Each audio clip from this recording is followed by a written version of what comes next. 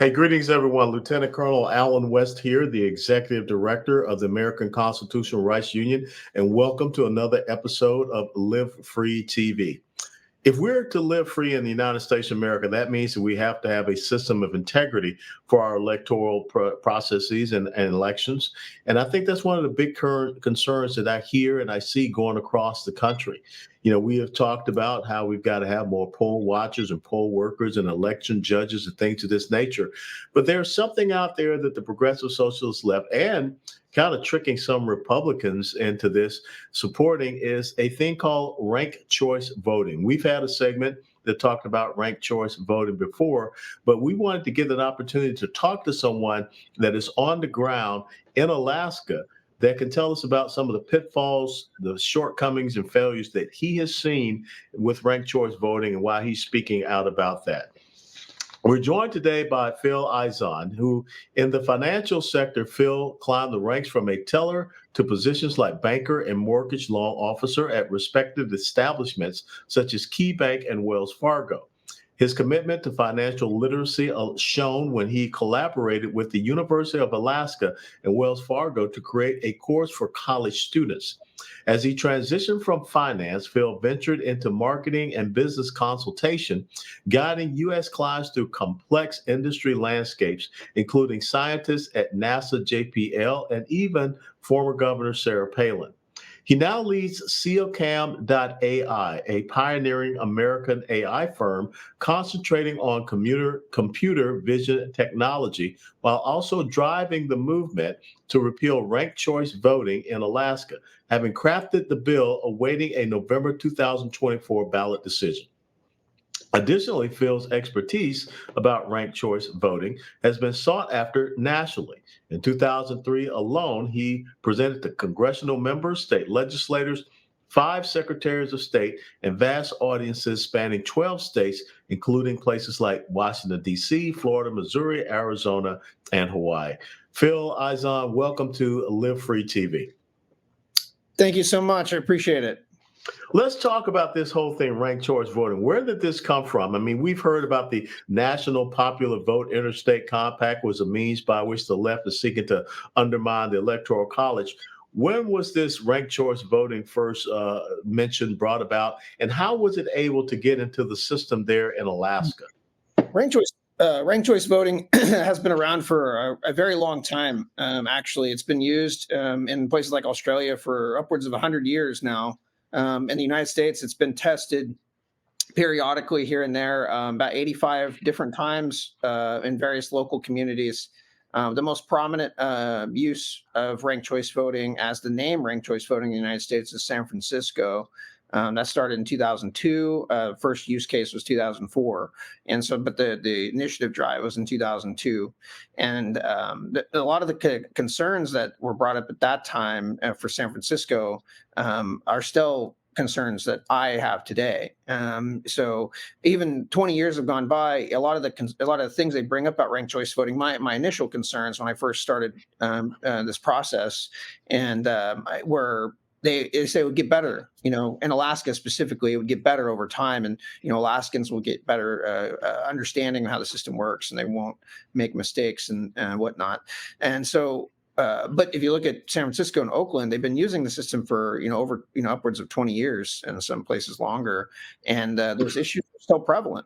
And so I don't believe that this is a voter issue. I believe this is a system issue. And it doesn't matter if you're Republican or Democrat or progressive or libertarian. This system doesn't really help anybody. And it makes it more confusing for everyone. And it makes it harder to vote, makes it more confusing to vote.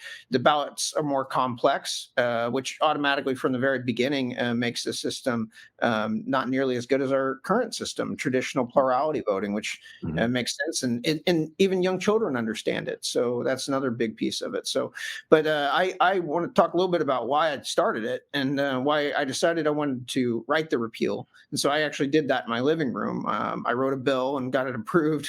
So I'm not a lawyer, and I've never done anything like that before. But it was because I received a phone call from my grandfather. And he had notated that he had a hard time understanding the ballot. a ranked choice ballot in Alaska. And my grandfather used to run a multi-million-dollar construction company in Alaska. It was his company, and he started from scratch. So he's a pretty smart guy. Even today, he's very, very.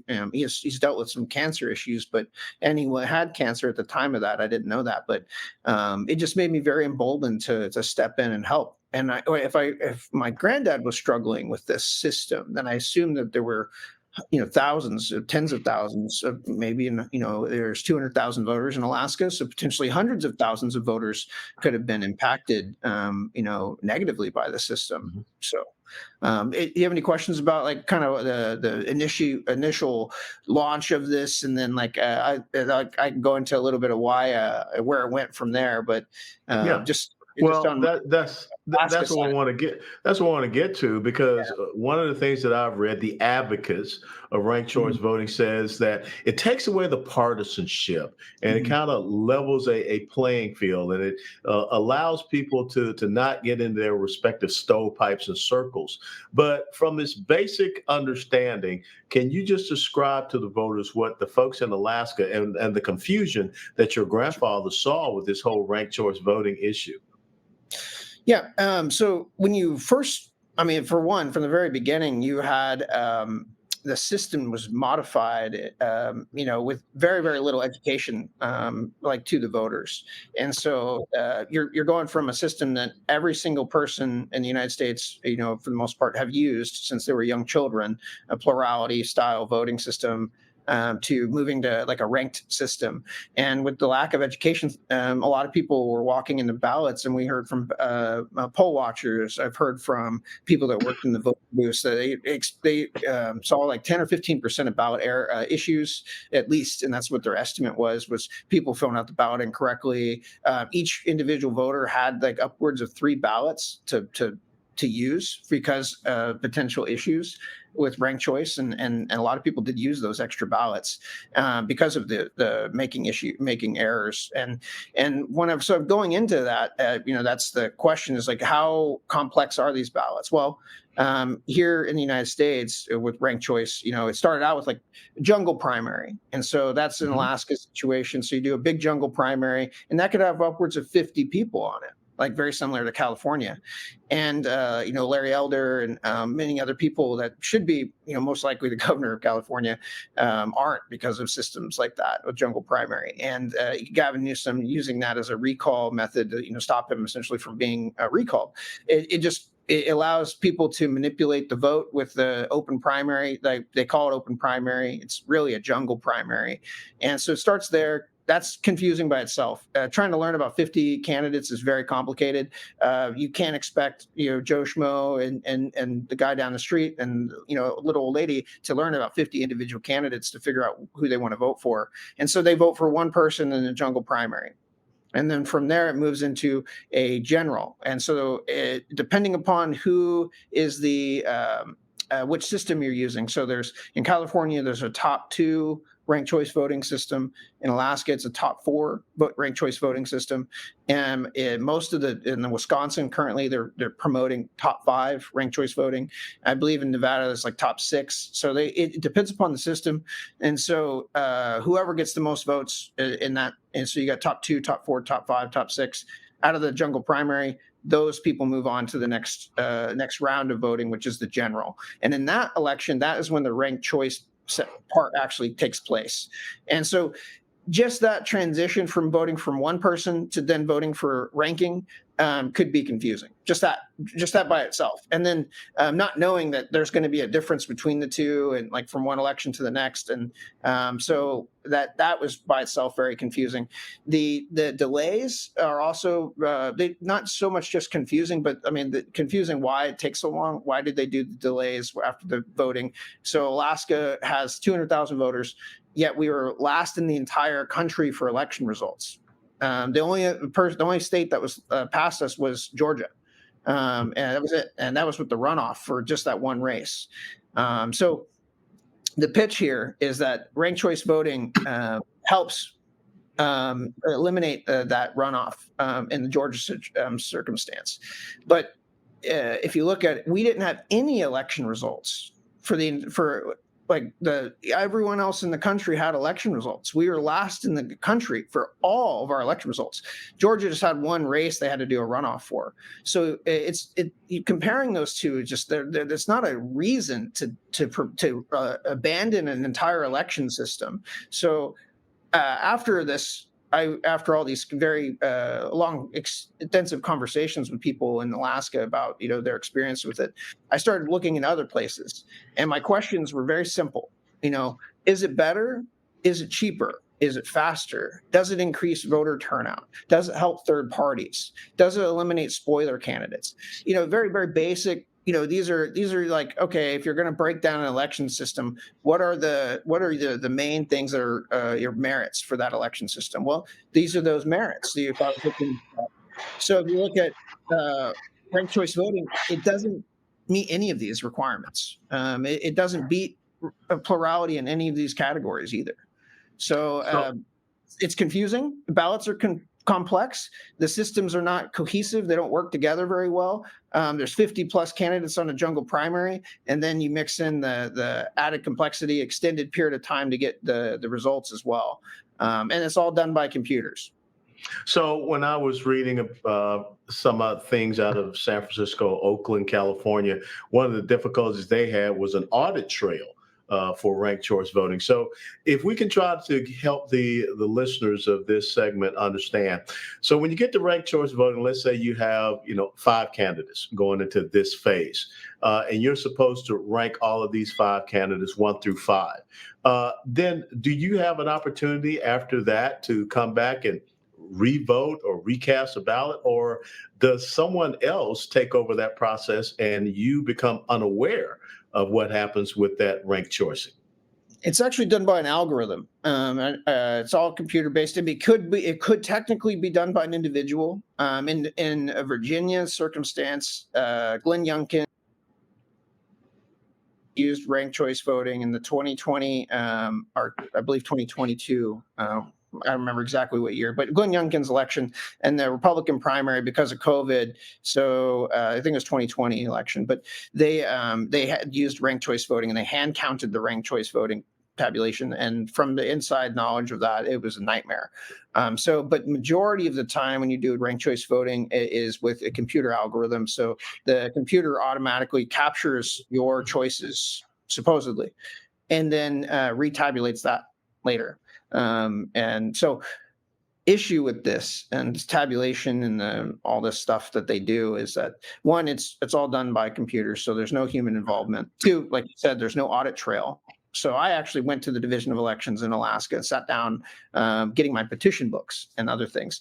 And I had asked about the auditing ability for ranked choice. And so they said that they do a 5% count verification essentially of every district in the first round. And so in the first round, they go around to every district and they take 5% of the ballots and they kind of just make sure that they're accurate. I'm not sure exactly what the process looks like. I haven't been involved in that, but that's what they said. But in the second and third round and beyond of ranked choice voting, they cannot audit and they cannot hand count those ballots and tabulate that. So there's no way to verify. The only way to verify ranked choice voting results is by using the ranked choice voting system. And of course, again, when you go through those subsequent iterations, it's a computer algorithm, as you just said, there's no human interaction. So now all of a sudden, because it was used in Alaska and the only other major state that uses ranked choice voting, I believe, is Maine. I've heard a lot of people in Alaska not happy with that. And so what drove you to get into your living room there and decide to write a piece of legislation, which, like you said, we need more everyday average people writing legislation, not the 3,000 pages, which comes from a lot of these lawyers, but to write a piece of legislation to repeal it? What was the impetus behind that? And what are some of the key things that you mention in your legislation as to why it needs to be repealed? I don't believe it's clear. I believe that the original passage, the original getting this law passed, originally they wrote the ballot. It was a ballot initiative, and they'll use the same process. They've been using the same kind of cookie cutter process throughout the country. And so first I want to just talk a little bit about the background of who's funding ranked choice. So it's a George Soros project. It's funded by groups like Arabella Advisors. It's funded by Fair Vote and Fair Vote Action, Represent Us, Unite America, Ranked Choice Resource Center. All these are like little spinoffs of Arabella Advisors, in my opinion, and they get ample amount of funding. Millions, probably hundreds of millions of dollars to ultimately push this on people. And two examples. One, I'm currently working on the ranked choice voting repeal effort in Minnetonka, Minnesota. And I'm also working on the ranked choice voting repeal in Alaska. But in Minnetonka, they Fair Vote dumped $140,000 in this tiny little town to get ranked choice voting during COVID, and they got it. And the local citizens only had 4,000 to defend themselves. And in Alaska, they spent $7 million, and the local Alaskans only had 600,000. So they're getting out spent 10 to 1 or plus, more than 10 to 1 every time. And so just knowing where that comes from, where this system started from, where the money comes from to keep it going too, is something for people to know and pay attention to. But as you move through the ranked choice voting system, the rounds, the 1 and 2s, so you get through those, you get into a thing called exhausted ballots. And it's something that I want people to be very clear of and very understanding of. I've done lots of presentations, and one of the very first questions is, do you know what exhausted ballots are? And even people that are in Alaska that have used this system don't know what that is. And so exhausted ballots means that you've selected someone on your candidate list who is no longer in the running. And so they've eliminated that candidate. And so because of that, your vote has now actually not only been eliminated along with the candidate, but actually taken out of the entire results. So as if you never voted. Yeah. And so these are the reasons why I decided to jump in and repeal ranked choice, is learning about those underlying areas and specifically who's funding it. And when you look at who's funding it, that was one of the biggest things that made me realize that the system's not good. And then, of course, my interaction with my grandfather was the final icing on the cake of the whole thing. And there's a lot of Alaskans that are very upset. Absolutely, travel all over the state, and we've had over 700 volunteers. We do not pay. We just recently started paying for signature gathering because we're towards the end of our thing. But up until this point, we haven't paid anybody to do signature gathering. It's been all volunteer, and we had over 700 of them. So really impressive Alaskans, but again, they're not happy with the system, not at all. Now, as I read, this ballot initiative, this bill that you have presented, is not going to be voted on until next November 2024, correct? That is correct. Yeah, it's the earliest I could get it on the ballot. So what is going to happen in the interim between now and then? Are there some local level elections? I'm sure there are primary elections, things of that nature that are going to be taking place prior to November 2024. So will ranked choice voting still be in place for the national level elections of November 2024? For the state federal elections for the state of Alaska, they will be in place for the 2024 elections. So Mary Peltola's race is that year. And then legislative races are that year, and then the presidential, of course. So this will actually be the first one. I think this will be the first time ranked choice voting's ever been used in a presidential election ever. I don't think they use it in Maine for that. So this may be next year, maybe the first time they do that in Alaska. Who knows? Alaska might go to Joe Biden because of it. I mean, yeah. You never really. How this works. We saw what happened in your congressional election, where Sarah 60%. Palin lost. Yeah, because of the ranked choice voting. Now, so then from a legal perspective, is there any way that you can have, because of this ballot initiative, that you can have a stay on ranked choice voting until after the November 2024 election? I don't believe so. It's been challenged constitutionally, and the Constitution can be modified by citizens, and so that's the argument. So, by doing a citizens initiative, and going through that process, and the legal department finding it legal, just like they did with ours, and all that, it creates a massive barrier to try to unwind. There's only two ways in Alaska to unwind it: either do a citizens initiative process again. or the legislature can repeal it after 2 years. Our legislature is incredibly weak. We have only the House is mostly Republicans, some really good guys, some people in there. The Senate is majority Democratic and rhinos. There's not too many good quality senators in our Alaska Senate, and so they can't get a bill. They tried to do a bill to repeal ranked choice, and they can't get it through the Senate, and that's what the message has been to me so far. So at this point, the only path to get it eliminated is through the citizens initiative process, which is what I started. Mm-hmm. How does the governor of Alaska stand on this? You have a Republican governor there. I gave him the option to sign to repeal it, and he said he wanted to remain neutral. So I don't know. I he won his election with ranked choice this last time, so maybe he likes it. I'm not sure. Well, that tells you everything. Well, it does. It tells you a lot about individuals. Anybody that's a Republican that advocates for ranked choice voting is either ignorant or complicit. That's the and we know that your Senator Lisa Murkowski was supportive of the ranked choice voting as well. She was complicit. She was not. She was. Her staffers were involved in writing the ranked choice voting language. So when they originally got ranked choice voting, her attorney, former chief of staff for Governor Walker, Democrat Governor Walker, was the guy that wrote the bill initially for ranked choice voting. And he made it very confusing. Like, that was one of the things I want to point out to you is, like, when you write legislation, you should write it very clearly.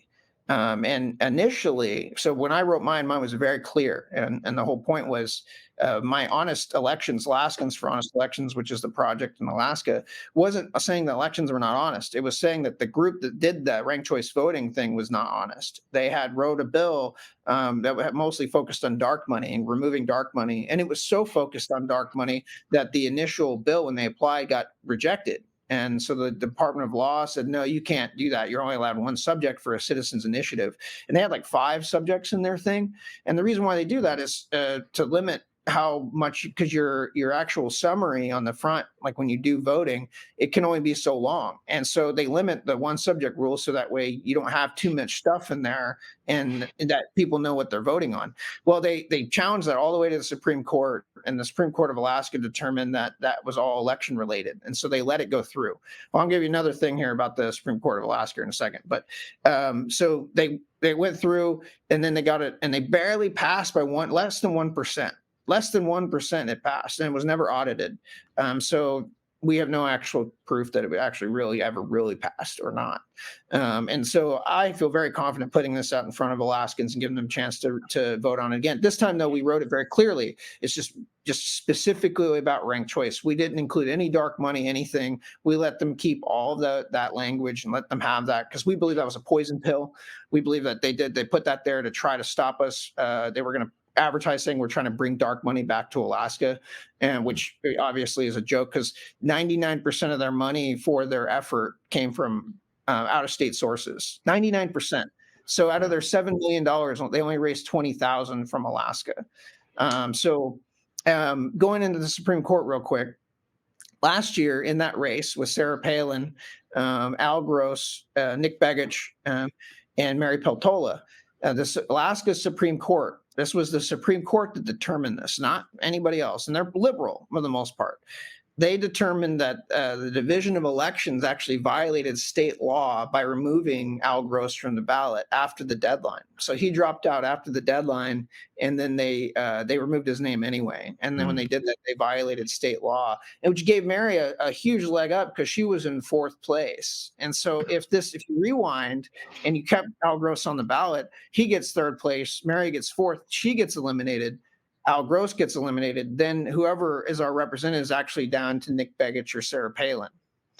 And now, we know that the person who would have been 4th is now your member of Congress. That's right. Yeah, that's a repeat of a very common thing you see in ranked choice. You see the people that are in 3rd place ultimately getting winning. It's a reoccurring theme with ranked choice voting, where you don't want to be 1st or 2nd when your initial results come out. You want to be in 3rd. That's the main. I've heard that from people before, and I've seen news articles written in Oakland and other places about that same strategy. So it's because you're wanting to get someone's seconds. Whoever's in the top 1 or 2, you want to get their second voters. Yeah. And so it's just a ludicrous system. Totally And then, crazy. of course, it is the algorithm that kicks in. It's not the human element that kicks in. But Which, yeah. I want to stress something for all of our viewers to understand. You have your Republican governor, Governor Dunleavy. You Mhm. have your Republican senator, Senator Murkowski, Mhm. who have both supported a system of elections that is funded by George Soros and Yes, Arabella Advisors, which that's is right. far left as you can go, and their cronies thereof. Did I get Yeah. that correct? That's correct. I can't say 100% of Dunleavy supportive, but he did not sign to repeal it. So you could say what you want with that. But If you choose not to Murkowski, decide, you still have made a choice. That's from the song I Free agree. Will by That's Rush. why I'm on the call. I told everybody that I was going to call him out if they don't sign it, and so he had his opportunity. Nick Begich and Sarah Palin have both been shown support and signed the repeal. So they were competitors, and they both realized that this isn't Yeah. good system. So it doesn't matter. The point is like you should be able to write your name, sign your name, dedicate yourself to saying no, I'm not for this. This isn't good.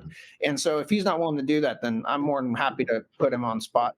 But going into Oakland real quick, I want to talk about the algorithm piece. So in the same year, so you remember the Division of Elections had made massive mistake removing Al Gross. Mhm.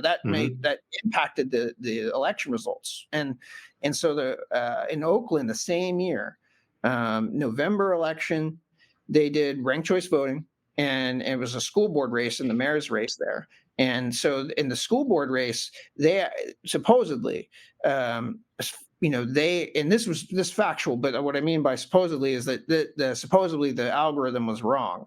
And so Fair Vote, who's a pro ranked choice voting group, that's like my group, Ranked Choice Education Association, but far wealthier, obviously, a lot more money, and backed by Soros, reached out to the Division of Elections in Oakland, California, and told them that they had tabulated the election results incorrectly. So a third party group had some type of power. I have no idea how they got this power, but they had enough power to actually reach out to the division in Oakland, tell them that they ran the algorithm wrong. And so initially, the school board candidate that Fair Vote sponsored lost. But then they said, no, you ran the algorithms incorrectly. You ran the tabulation grid wrong. So what I had to do was, if someone voted first place but then skipped their second place and moved to third, they were supposed to move that third up to the second, supposedly. That's what I've been told. I don't know if that's the 100% facts on that situation, but you can see how this again just leaves it open for interpretation, I guess you could say.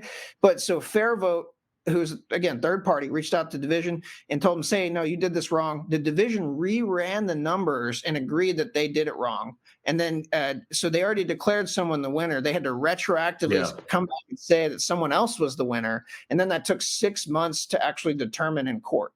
And so those are two polar opposite examples. One, Alaska using ranked choice voting for the very first time, and the division making massive mistakes. And then you have Oakland, which has been using ranked choice voting for a long, long time, and the division also making massive mistakes that both had impacts on the results of the elections in the same year. And so I don't want to hear anybody tell me, oh, it'll get better. They're like, no, Oakland's been using a long time. And Alaska, you're talking about systems that should be easy to implement and people not make mistakes. And we have two massive, examples right here in our face that say, no, this is not good. Please don't do this to yourselves. Please.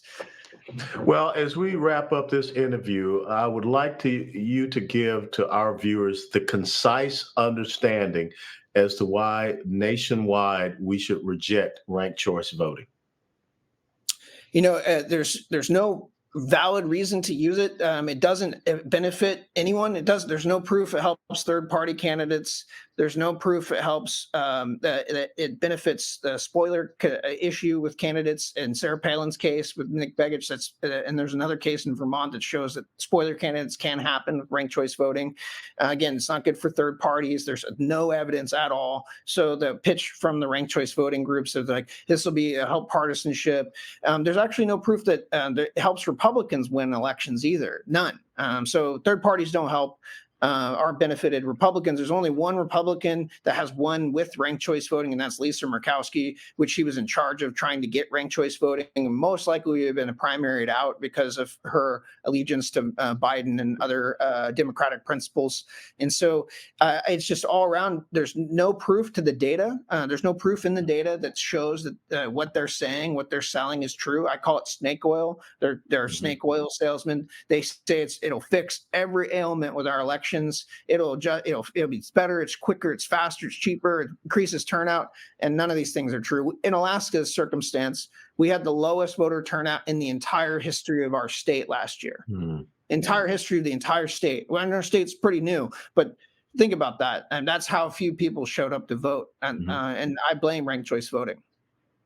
Well, oftentimes when people say something is, so true and so good, chances are it is not. Phil Izon, where can people follow you and learn more information? And also, where can they download your prospective bill so that maybe they can copy this in other states? So ALEC, so it's ALEC, is an organization that actually has a framework against ranked choice voting, and the American Legislative Executive Council, I believe. Yep. And so they have a great framework against ranked choice. It's far better than anything I have. And my bill's very elementary comparatively, and very long because of the amount of stuff that they use. So I would defer to ALEC for the framework on the anti-ranked choice voting. But I do have a 30-part animated video series about ranked choice voting. And I also have a 300-page book that I've written about ranked choice voting that will be available at the beginning of next year. But I'll get you an early copy. I'll send you an email, and you can have a email first edition kind of copy of it, electronic review. But there's a lot. It covers 20 years, 2 decades of history of ranked choice voting. My website is rankedchoiceedu.org. That's rankedchoiceedu.org. And then you could also follow us on Ranked Choice EDU on Twitter. It's our biggest. It's the one I do most of the work on, X. So. Well, Phil Izon, I want to thank you because you are a living example of what Benjamin Franklin said when he told Mrs. Powell on September the 17th of 1787, it's a republic if you can keep it. And more citizens need to accept and take the responsibility of maintaining this longest running constitutional republic that the world has ever known. So thank you so much for joining us here on Live Free TV. God bless and God be with you. Well, thank you, sir. I look forward to meeting you someday. That'd be great. Yeah. Have a good one. You too.